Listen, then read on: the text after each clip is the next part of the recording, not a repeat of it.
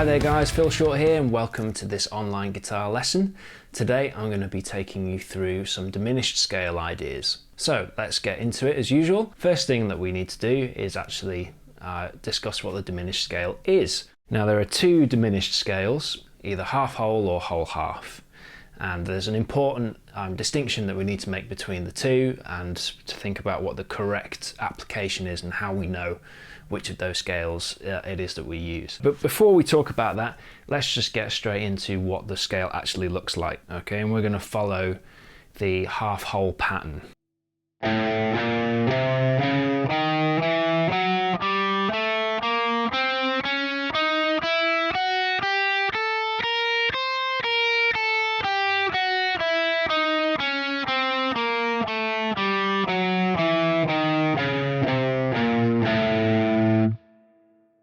Okay, so that's our fretboard pattern for the half whole scale.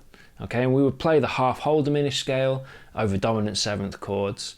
And in particular, if you're playing like jazz and fusion music, if you see a dominant 13 with a flat 9, that's where you would be expected to use the diminished scale. You couldn't just use like a straight altered scale because there'd be a clash. The altered scale's got a sharp 5, which would be the equivalent of a flat 13. So you'll get a minor second clash, which is, you could probably get away with it, but it's not really the sound that tune is really kind of asking for, or that chord is asking for. So if you're into that kind of stuff, you can use it over those chords, and you can just use it to embellish just playing over dominant chords in general anyway. So you can kind of spice up your pentatonic phrasing using that over kind of blues or funk, that kind of stuff. And we can also use it to really kind of bring out an aggressive sound in rock and metal as well, which is what we're doing today. So we can use that to play over this kind of classic open fifth to diminished fifth type riff.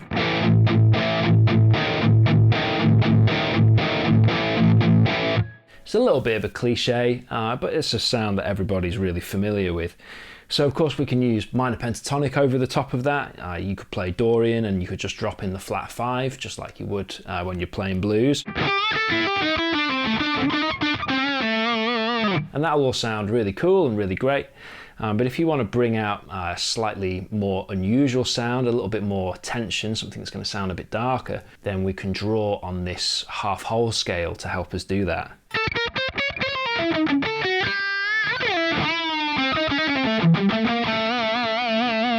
So it's kind of a cool, fresh, new sound. So the other scale that there is the whole half diminished scale. And to play that, you just start a semitone up. Now you would play the whole half scale over straight diminished chords, because diminished seventh chords are essentially dominant seventh flat 9 chords in first inversion. You can think of it like that. But that's a whole lesson for another day, so we won't worry about that for now. For now, we're just going to stick with the half whole scale. And there are two fingerings, because diminished scales are known as symmetrical scales. So it's just the same pattern continuously. There's not an uneven grouping of tones and semitones like there is in regular modal scales that we've already probably learned about. Diminished arpeggios that I'm sure many of us will be familiar with.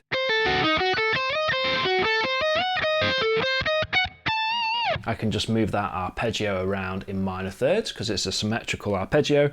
I can actually do the same with this scale as well. So if I start in the middle of the guitar on the 7th fret of the D string for A, and I play up my half whole scale. Okay, if I go up a minor third, I'll have the exact same fingering. And there's my root note. And you can hear it sounds exactly the same. It's the exact same set of notes and tonality that we're bringing out. Now there's two fingerings that are really useful for this diminished scale sound. Okay, the first one is this one.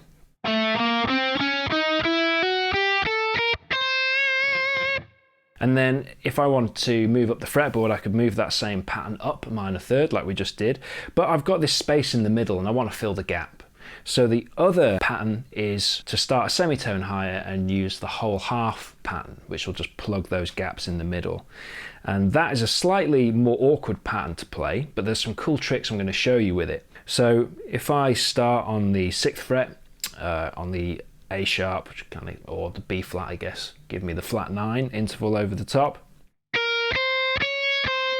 I have to step out a fret on the B string. Okay, so it'll be...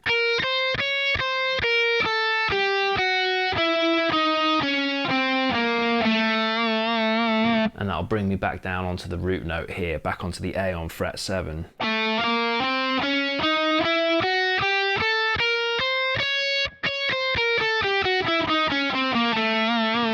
And you can see with that pattern as well, the middle note shares a fret across all the strings. So you can use that as like a little visual reference to help you so you don't get lost with playing the pattern. Now, the really great thing about using the whole half position, just going up a semitone and starting on that flat 2 or that flat 9 sound, is you can start to use some really cool string skipping ideas, which I used in the opening example, because every other pair of strings has a symmetrical fingering. So the fingering for the E string is exactly the same for the G string. So I can draw on the same muscle memory, and then if I go up 1 fret and use the fingering for the B string, that's exactly the same as the D string.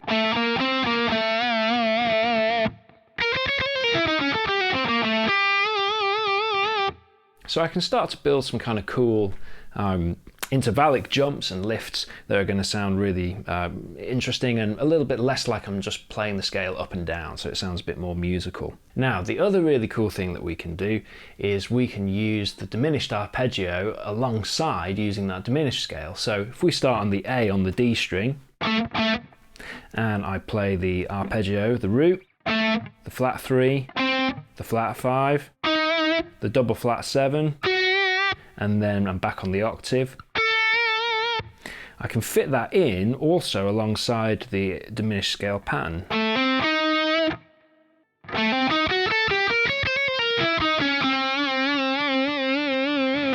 could also add some chromatic notes and feed that back into connecting with my pentatonic vocabulary as well, so I can diffuse that tension.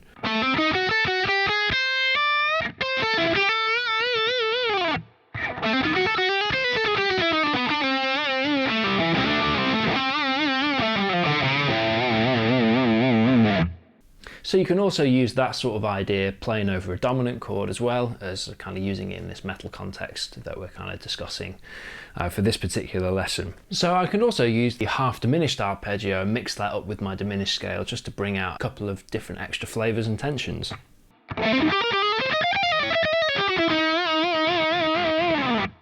That's the diminished scale sound, guys. I hope you enjoyed the lesson. My name's Phil Short. You can check me out on Instagram at Phil Short Guitarist and Facebook Phil Short Guitarist. Until next time, guys, take care. I'll see you then.